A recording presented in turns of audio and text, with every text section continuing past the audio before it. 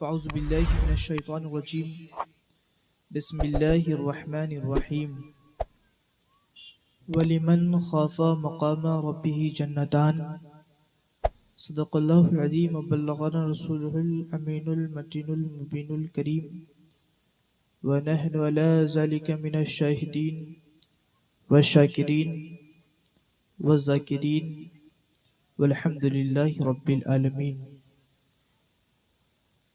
رات کی جوانی لوٹی جا چکی ہے، یہ بوڑھی رات میں ہمیں بولنے کا کچھ موقع ملا ہے۔ استاد گرامی کا حکم ہوا اس رات میں آپ کے سامنے کچھ بات کروں۔ عزیزان گرامی، ایک ماحول آپ بنائیں تاکہ لگے کہ آپ دینی جلسے میں بیٹھے ہیں۔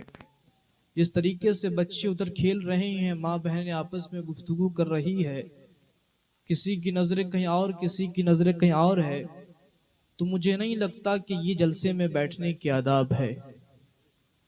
میری بات اگر آپ کو بری لگے تو میں آپ سے معذرت خواہ ہوں، لیکن جو حق ہے وہ حق ہے۔ عزیزان گرامی، گفت و شنید کا مرحلہ شروع کرنے سے پہلے میں مناسب سمجھوں گا کہ ایک مرتبہ ہم سب درود پاک پڑھیں۔ الصلاۃ والسلام علیک یا رسول اللہ، الصلاۃ والسلام علیک یا حبیب اللہ، الصلاۃ والسلام علیک یا نبی اللہ صلی اللہ تعالی علیہ وسلم۔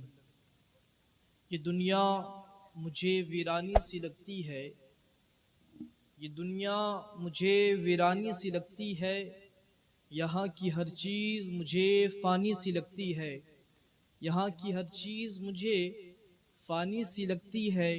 اور جب بھی میں کرتا ہوں خوف خدا، جب بھی میں کرتا ہوں خوف خدا، تو قبر کی منزل آسانی سی لگتی ہے، تو قبر کی منزل آسانی سی لگتی ہے۔ عزیزان گرامی، یہ خوف کا موضوع ایک ایسا موضوع ہے جس سے اگر بکھیریں گے تو تمام مسائل اسی میں سمٹ جائیں گے۔ آپ کو معلوم ہونا چاہیے کہ جتنی ہماری عمر ہے، اس عمر بھر اگر ہم گناہ کرتے ہیں تو اس کی فقط ایک ہی وجہ ہوتی ہے کہ ہم اللہ کے خوف کو دل سے نکالے بیٹھے ہوتے ہیں۔ آپ تھوڑے سے توجہ کے ساتھ سننا، زیادہ طویل گفتگو نہیں کرتا۔ اللہ اکبر۔ اللہ کے نبی غیب نبی صلی اللہ تعالی علیہ وسلم فرماتے ہیں، جو بندہ اس دنیا پر ڈرنے والا ہوگا، آخرت پر اللہ تبارک و تعالی اس سے خوف کو دور فرما دے گا، وہ آخرت میں کسی چیز سے ڈرنے والا نہیں ہوگا۔ اللہ فرماتا ہے وَلِمَنْ خَافَ مَقَامَ رَبِّهِ جَنَّتَانِ، کہ بے شک جو اللہ کے حضور کھڑے ہونے سے ڈرے اس کے لیے دو جنتیں ہیں۔ اللہ تبارک و تعالی نے تسنیہ کا صیغہ استعمال فرمایا اور کہا، میرے بندو تم نماز پڑھو تمہارے لیے جنت ضرور ہے، تم روزے رکھو تمہارے لیے جنت ضرور ہے، مگر میں تمہیں دو جنت تب دوں گا، تم تب صاحب جنت ہوگے، تم تب دو جنت کے مالک بنو گے جب تم میرے سامنے کھڑے ہونے سے ڈرو گے۔ اللہ اکبر۔ یہ خوف کیا شے ہے؟ اللہ اکبر۔ میں آپ کو بتاؤں، ایک خوف ہوتا ہے، ایک غم ہوتا ہے۔ آپ دیکھو تو صحیح، اس خوف میں اس غم میں فرق کیا ہے؟ آپ کو جو ہے فرق کو بتاؤں۔ خوف اس شے کو کہتے ہیں، خوف وہ ہے جو ہمیں لاحق ہوتی ہے اور ہم پر جو ہے وہ چیز گزرتی نہیں ہے۔ مثلا ہم خوف کرتے ہیں، نہ جانے اگر رات کے اندھرانی پر ہم باہر جائیں تو ہمارا کیا ہوگا۔ اللہ اکبر۔ یہ خوف ہے، مگر غم وہ شے ہے، مگر غم وہ چیز ہے جو ہم پر آگ گزرتی ہے۔ مثال کے طور پر ہمارا کوئی محبوب ہم سے گزر گیا، اللہ اکبر کبیرہ، ہمیں اس کا غم ہوتا ہے، اس کا خوف نہیں ہوتا، اسی لیے کہ خوف آنے والی شے کے لیے کی جاتی ہے۔ اللہ اکبر کبیرہ۔ یہ خوف اللہ کے حضور اگر ہم کھڑے ہونے سے ڈرے، اگر اللہ سے ڈرے تو اللہ تبارک و تعالی ہمیں دو جنت کی عطا فرمائے گا۔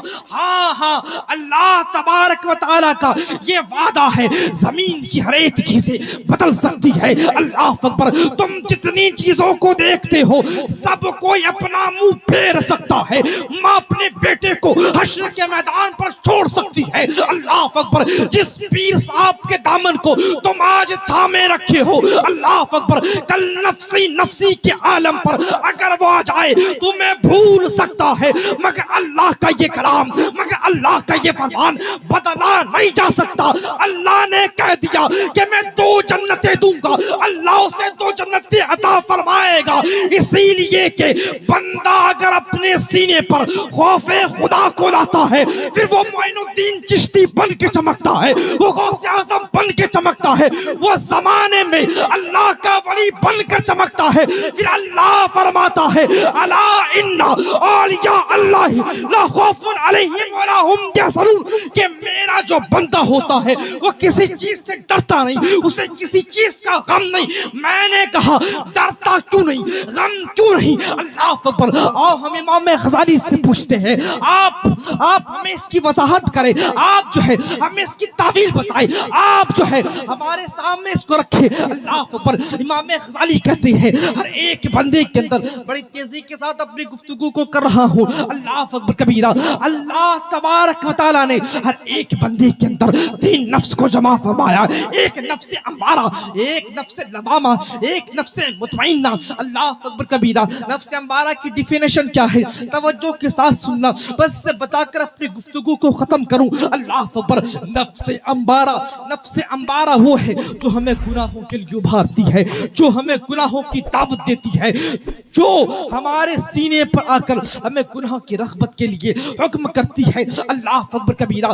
آپ کو معلوم ہے یہ جب ہمارے پاس آتی ہے، ہمارے ذہن پر برے تھاٹس آتے ہیں، ہمارا جو دل ہوتا ہے وہ مردہ ہو جاتا ہے۔ اللہ اکبر کبیرہ۔ ہم اگر اس کی اتباع کرتے ہیں، اپنے آپ کو، اپنے نفس کو، نفس امارہ کی اتباع سے ہم اگر سیراب کرتے ہیں، اس دل پر ایک داغ بیٹھ جاتا ہے، اس دل پر ایک داغ بیٹھ جاتا ہے، جس کے بنا پر ہوتا یوں ہے، اس کے سائیڈ ایفیکٹ ہمیں اس طریقے سے نظر آتے ہیں کہ جو بندہ کل جو ہے شرمایا کرتا تھا، آج وہ بے شرم ہوتا نظر آتا ہے۔ وہ بندہ کل جو حیا کے ساتھ چلا کرتا تھا، آج بے حیائی پن کو اس نے اپنائے رکھا ہے۔ اللہ اکبر کبیرہ۔ جو بندہ آج سے پہلے جو ہے کھلے عام نہانے پر محجک محسوس کرتا تھا، جھجکتا تھا، مگر اللہ اکبر آج چڈیوں کو پہن کر وہ نہا رہا ہے، آج جو ہے تالابوں میں اپنے دوستوں کے ساتھ جاتا ہے، چھوٹے سے چھوٹے گمچھے کو پہننے پہ شرماتا نہیں ہے۔ وجہ کیا ہے؟ نفس امارہ کی اتباع ہے۔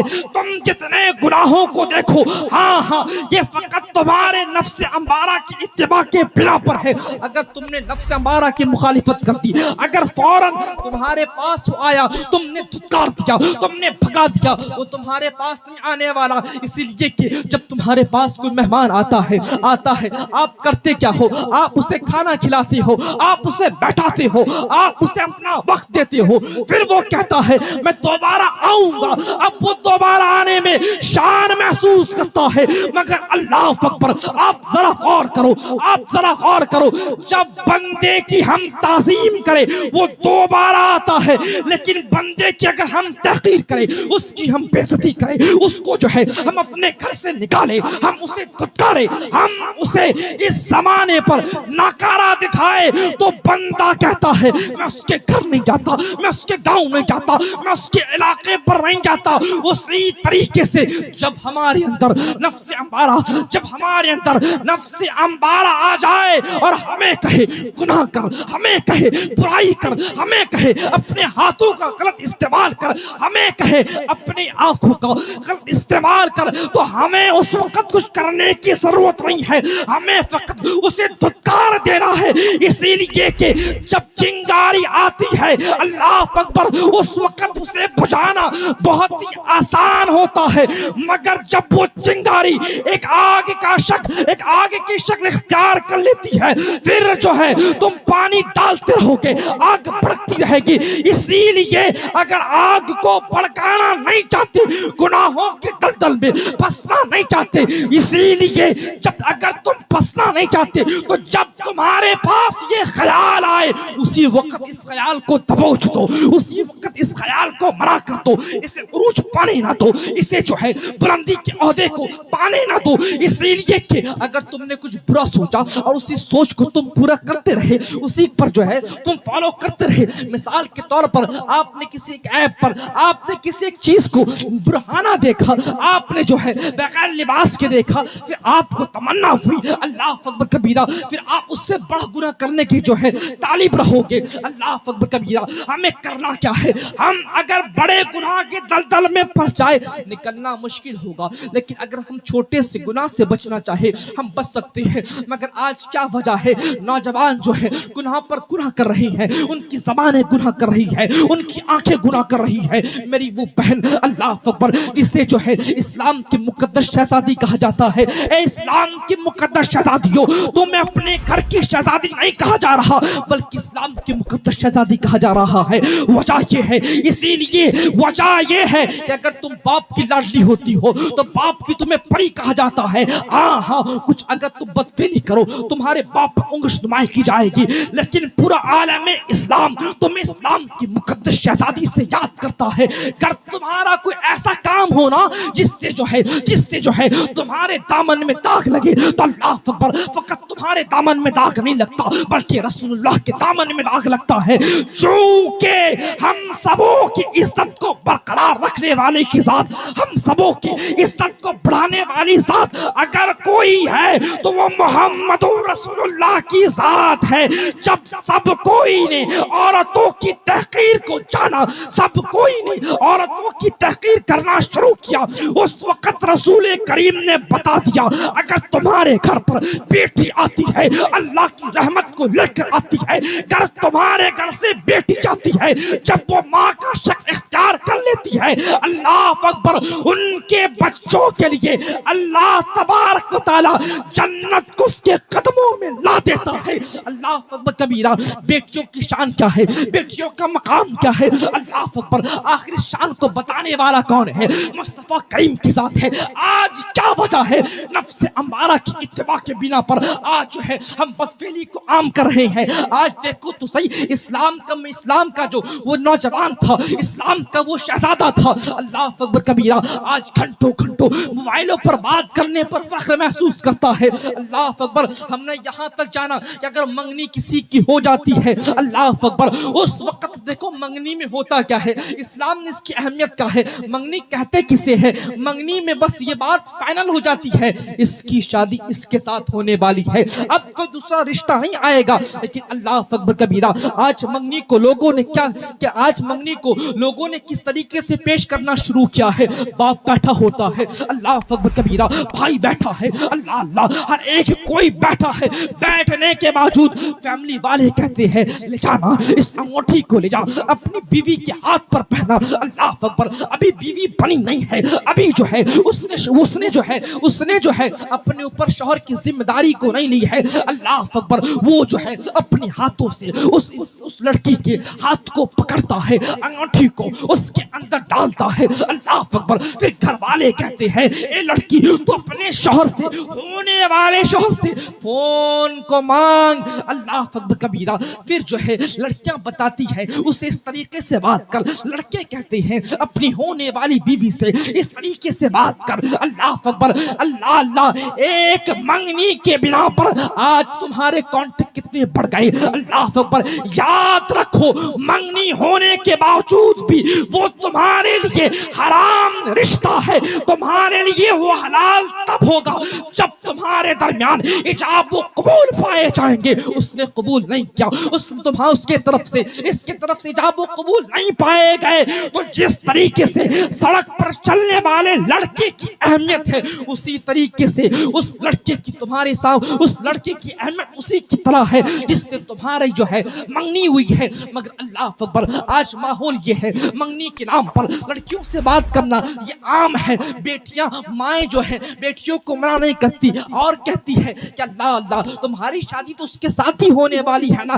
یاد رکھ اس درمیان جتنی گفتگو ہوگی، اس درمیان جتنی باتیں ہوگی، سارے باتوں کی ذمہ داری تمہارے گارجین ہوں گے۔ اسی لیے اگر آپ چاہتے ہو نا کہ آپ کے نواسے، آپ کے پوتے ایسے ہو کہ ان کے کردار میں خالد بن ولید نظر آئے، ان کے کردار میں ابو بکر صدیق کی قربانی نظر آئے، ان کے کردار میں، ان کے گفتار میں عمر فاروق کی کردار نظر آئے، تو آپ کو حرام رشتوں کو توڑنا پڑے گا، حلال رشتوں کی طرف لے جانا پڑے گا۔ اللہ اکبر کبیرہ۔ یاد رکھو اللہ تبارک و تعالیٰ کا، اللہ تبارک و تعالیٰ کے قربوں کو اگر کوئی بندہ پاتا ہے نفس امارہ کی مخالفت کرنے پر پاتا ہے، آپ کہو گے فقط نوجوان ہی پاتے ہوں گے، فقط اللہ کے بندے ہی پاتے ہوں گے، اللہ کی بندیاں نہیں پاتی ہوگی۔ ہاں ہاں سنو، اللہ تبارک و تعالیٰ نے بے شک نبی نہیں بنایا، کسی عورت کو نبوت عطا نہیں فرمائی، مگر ہم نے دیکھا ہے اللہ نے ولایت کو رابعہ بصری کے سینے میں عطا فرمایا ہے۔ اللہ اکبر کبیرہ۔ یہ رابعہ بصری کون ہے؟ اللہ اکبر۔ آپ جانتے ہو ان کا جو شکل تھا، ان کی جو صورت تھی، اللہ اکبر، تھوڑا سا کالا پن تھا، ان کے ہائٹ پر جو ہے تھوڑا سی ناٹی قد کی تھی، اللہ اکبر کبیرہ، مگر اللہ تبارک و تعالیٰ حسن کو نہیں دیکھتا، اللہ تبارک و تعالیٰ قد کو نہیں دیکھتا، بلکہ دل کے ایمان کو دیکھتا ہے، دل کے کردار کو دیکھتا ہے۔ جانتی ہو اللہ اکبر، جب حضرت رابعہ بصری خانہ کعبہ کے پاس جاتی ہے، خانہ کعبہ خود بخود رابعہ بصری کے پاس آ جاتا ہے، رابعہ بصری کہتی ہے تو میرے پاس کیوں آ رہا ہے؟ میں تمہارے پاس اس لیے نہیں جا رہی، میں تو رب کے دیدار کے لیے تمہارے پاس آ رہی ہوں، جا تو اپنی جگہ کو سامان لے۔ جانتے ہو حضرت حسن بصری نے رابعہ بصری کے پاس عریضہ پیش کیا تھا۔ آپ کی زبان پر آپ کی توجہ کو قریب کرنے کے لیے اگر میں یہ کہوں کہ حضرت حسن بصری نے رابعہ بصری کو پرپوز کیا تھا تو غلط نہ ہوگا، لیکن یہ جو ہے یہ الفاظ جو ہے ان کے شان کے لائق نہیں۔ اللہ اکبر۔ حضرت حسن بصری جاتے ہیں، رابعہ بصری کے پاس جاتے ہیں، آ کر عرض کرتے ہیں اے رابعہ یاد رکھ میں جو ہے میں بڑا حسین ہوں، اللہ نے حسن دیا ہے، لڑکیوں کی قطاریں لگی ہوئی ہے، ہر ایک کوئی مجھ سے شادی کرنا چاہتی ہے، بڑے سے بڑے امیر کی بیٹیاں جو ہے میرے نکاح میں آنا چاہتی ہے، لیکن میں تم سے شادی کرنا چاہتا ہوں، تمہاری شکل جیسی بھی ہو مگر میں تمہارے کردار سے خوش ہوں، تمہاری ہائٹ جیسے بھی ہو مگر میں تمہارے کردار سے خوش ہوں، میں ان تمام حسنوں کو ہیٹ سمجھتا ہوں،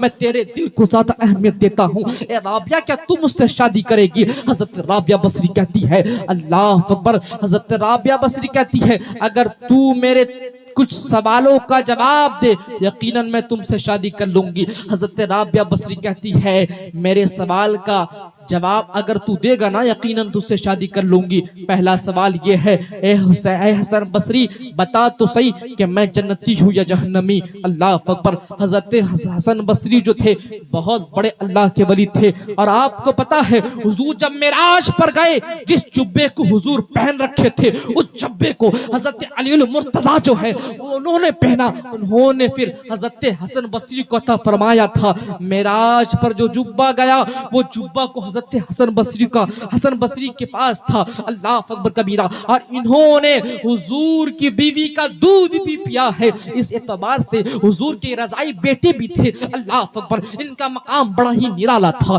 یہ جو ہے بڑے ہی صاحب کشف بزرگ تھے، یہ کہتے ہیں مجھے نہیں معلوم، یہ کہتے ہیں مجھے اس کا علم نہیں کہ تو جنتی ہے یا جہنمی۔ میرے خیال سے انہوں نے یہ سوچا تھا کہ اللہ اکبر جب نوح کا بیٹا جہنمی ہو سکتا ہے، لوط کی بیوی جہنمی ہو سکتی ہے، میں تمہارے بارے میں کیا بتاؤں گا؟ اللہ اکبر۔ وہ خاموش ہو جاتی ہے، وہ کچھ نہیں کہتی ہے۔ پھر آگے حضرت حسن بصری پوچھتی ہے بتا تو صحیح جب انسان کے ہاتھ پر اس کے نامہ اعمال کو دیا جائے گا کسی کے ہاتھ سیدھے ہوں گے کسی کے ہاتھ الٹے ہوں گے، اے حسن بصری بتا تو صحیح اللہ میرے اعمال کو تعظیماً میرے دائیں ہاتھ میرے سیدھے ہاتھ پر دے گا یا اللہ اللہ تبارک و تعالیٰ غضبناک ہو کر میرے الٹے ہاتھ پر دے گا۔ حضرت حسن بصری خاموش ہے، رابعہ بصری کہتی ہے بتاؤ تو صحیح اے حسن بصری، بتاؤ نا وجہ کیا ہے، خاموش کیوں ہو، جواب دو۔ اللہ اکبر کبیرہ۔ پھر حضرت رابعہ بصری کہتی ہے میرے تیسرے سوال کا جواب دو۔ اللہ اکبر۔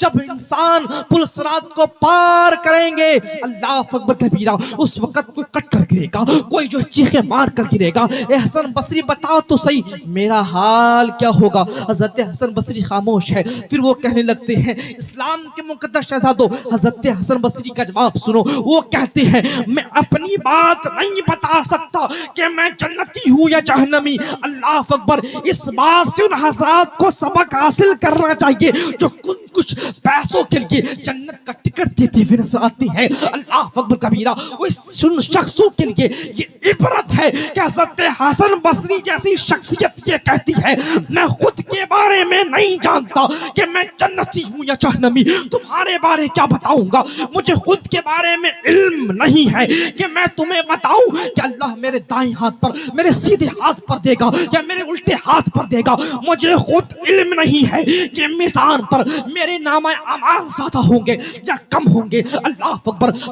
مجھے خود یہ معلوم نہیں ہے کہ پل صراط پر میرا کیا حال ہوگا، میں تجھے بتا نہیں سکتا۔ حضرت رابعہ بصری کہتی ہے جب تمہارے پاس اتنا علم ہے تم مشکوک ہو، تمہیں جو ہے تردد ہو رہا ہے، آج تم بتا نہیں پا رہے ہو، اسی لیے اے حسن بصری جا تو کسی اور سے شادی کر لینا، مجھے ان مراحل کو پار کر لینے دو، مجھے ان تمام چیزوں کو کنفرم کر لینے دو جس کے بدولت میں جان پاؤں کہ میں اللہ کے قرب کو پانے والی بندی ہوں۔ لیکن اسلام کے مقدس شہزادوں، اللہ تبارک و تعالیٰ نے اللہ کی اس بندی کو بھی جو ہے، اس بندی کو بھی جو ہے ولایت دیا تھا۔ آخر وجہ کیا تھی؟ اس بندی نے نفس امبارہ کی مخالفت کی تھی۔ ہاں نفس امبارہ کی مخالفت تمہیں اللہ کا قرب عطا فرماتی ہے۔ تمہیں معلوم ہے نفس امبارہ ہمیں کہاں سے کہاں پہنچا دیتا ہے؟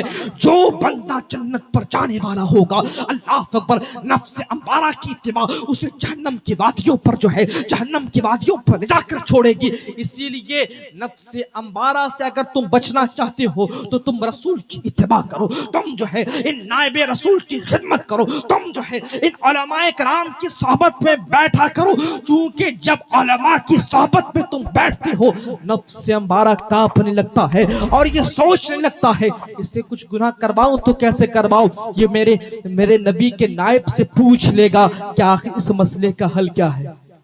اسی لیے اسلام کے مقدس شہزادوں، آپ سے یہ گزارش کروں گا کہ نفس امبارہ کی مخالفت کرو۔ اور آپ کو معلوم ہوگا میں نے 3 نفسوں کا نام لیا، امام غزالی بھی لکھتے 3 نفسوں کو، حضرت ہمارے قرآن میں بھی 3 نفسوں کا ذکر ہے، مگر حضرت نفیس احمد مصباحی صاحب نے 7 اقسام گنوائے ہیں۔ دیکھیں نفس لوامہ کسے کہتے ہیں؟ جس طریقے سے نفس امبارہ گناہ کے لیے ابھارتا ہے نا، نفس لوامہ ہمیں نیکیوں کے لیے ابھارتا ہے۔ نفس امبارہ ہمیں نیکیوں کے لیے ابھارتا ہے اور کہتا ہے نیکی کر لے۔ جب بندہ اس کی بات کو مانتا ہے، نظروں کی حفاظت کرتا ہے، اللہ اکبر، اپنے بڑوں کی تعظیم کرتا ہے، نفس لوامہ کی اتباع کر جب اپنی والدین کی خدمت کرنے لگتا ہے، اللہ ان کے مقامات کو بڑھاتا ہے، اس کے درجات کو بلند کرتا ہے۔ اللہ اکبر کبیرہ، اللہ اکبر، اس کے درجات کو اللہ بلند کرنا شروع کر دیتا ہے۔ آخر میں کہ صاحب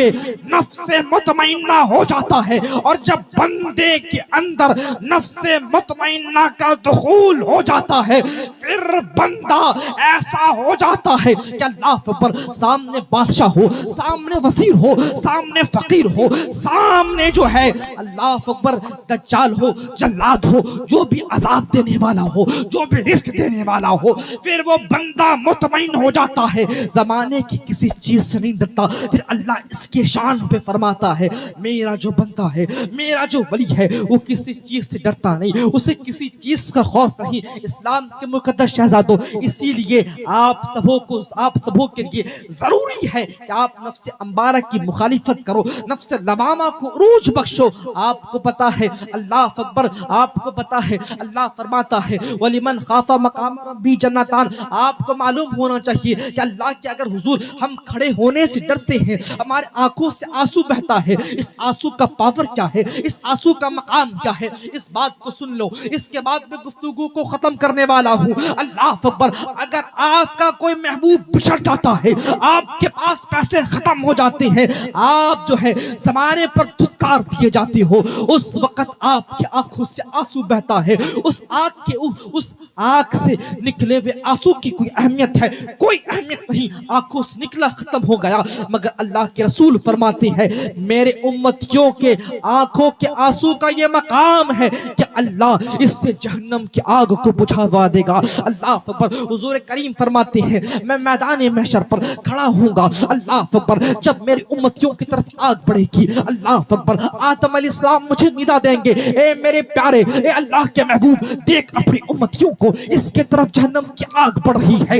اللہ اکبر، امتی کہے گی اے آگ رک جا، تجھے نماز کا واسطہ ہے، آگ رک جا، تجھے زکوٰۃ کا واسطہ ہے، آگ رک جا، تجھے جو ہے میرے حج کا واسطہ ہے، آگ رکنے والی نہیں ہوگی۔ مصطفیٰ کریم اس وقت جلوہ گر ہوں گے اور اس وقت جبرائیل سے کہیں گے جبرائیل اس کا حل کیا ہے؟ جبرائیل امی ایک تشتری کو لائیں گے، ایک پیالی کو لائیں گے، اس کے بعد مصطفیٰ کریم اس پیالی پر اپنی انگلیوں کو ڈالیں گے، ڈالنا ہوگا، ڈال کر نکالیں گے، جہنم کی آگ پر دے ماریں گے، جو ہی مارنا ہوگا جہنم کی آگ بجھ جائے گی۔ اس وقت رسول کریم کہیں گے، اس وقت رسول کریم پوچھیں گے اے جبرائیل بتا تو صحیح جنت کے کس عہدے سے، جنت کے کس کونے سے تو اس پانی کو لے کر آیا ہے؟ اس وقت جبرائیل امی کہیں گے یہ جو ہے جنت کا پانی نہیں بلکہ آپ کی امت کی آنکھوں کا آنسو ہے جو خوف کے بنا پر نکلا کرتے تھے۔ اللہ تبارک و تعالیٰ نے حکم دیا تھا کہ اسے ہم جمع کر لے، یہی آنکھوں سے نکلنے والے قطرات ہیں، اس نے جہنم کی آگ کو بجھا دیا۔ باتیں سمجھ میں آ رہی ہے آپ کو؟ میں تو بڑی تیزی کے ساتھ اس لیے بول گیا تاکہ آپ تھوڑی دیر کے لیے بے چین نہ ہو۔ میرے خیال سے اگر آپ اس کو سمجھ چکے ہیں تو آپ کو تقریر کی ضرورت نہیں ہے، اور میں گزارش کروں گا کہ اگر آپ اس طریقے سے ماحول بنائیں گے تو آپ کو بڑے بڑے لوگوں کو بلانے کی کوئی ضرورت نہیں ہے۔ آپ کا امام کافی ہے، آپ کے گاؤں کے علماء کافی ہے، بلا وجہ باہر سے لوگوں کو بلاتے ہو، پھر اسے جو